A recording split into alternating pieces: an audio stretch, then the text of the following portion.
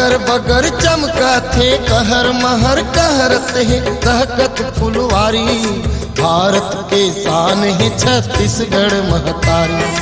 भारत के शान है छत्तीसगढ़ महतारी। उमड़े घुमड़े बादर जैसे चारों मुड़ा पहाड़ी। उमड़े घुमड़े बादर जैसे चारों मुड़ा पहाड़ी। भारत के शान है छत्तीसगढ़ महतारी। भारत के शान है छत्तीसगढ़ महतारी। डगर बगर चमकाते कहर महर कहराते दहकत फुलवारी। भारत के शान है छत्तीसगढ़ महतारी। भारत के शान है छत्तीसगढ़ महतारी।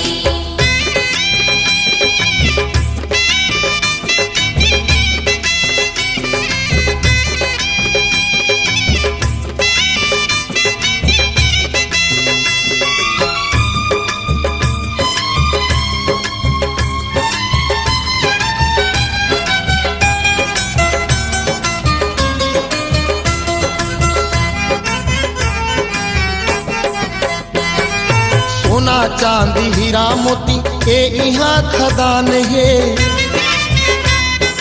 भुइया पहिरे हरियर लुगरा छिटके सोनहा धान है। सोना चांदी हीरा मोती के यहाँ खदान है।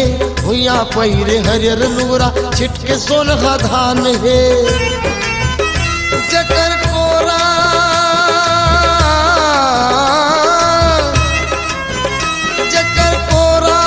मारन की लकारी।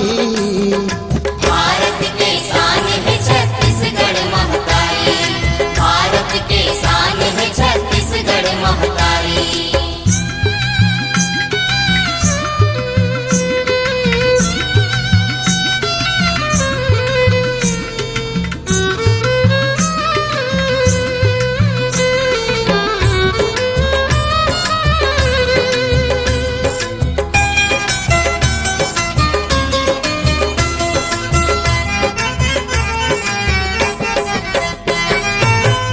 डहर सहर पहर लागे चारों धाम जी। इज्जत के जिंदगी भाख अमृत समान जी। छत्तीसगढ़िया सबले बढ़िया बन के दिखाबो। मान रखबो भुइया के ईमान ला जगाबो। जान दे के